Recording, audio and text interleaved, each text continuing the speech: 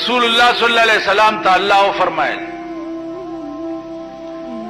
چې ته ولې دومره غمجن کېږي د دې قوم په حال باندې؟ لعلک باخع نفسک، کېدای شي چې ته ځان هلاک کړې د ډېر غم نه.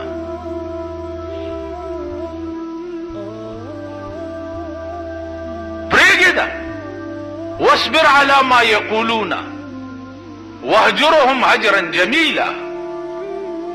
دی چې سوی ته په صبر کوه، ما ته پرېږده، زه پوهېږم او دوی پوهېږي.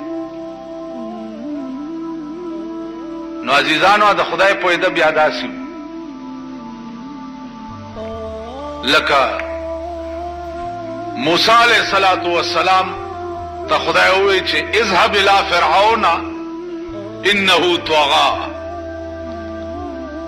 فرعون ته ورشه، داغه سرکشي چې داغه د حد نه واوړېده، انتها ته ورسېدو.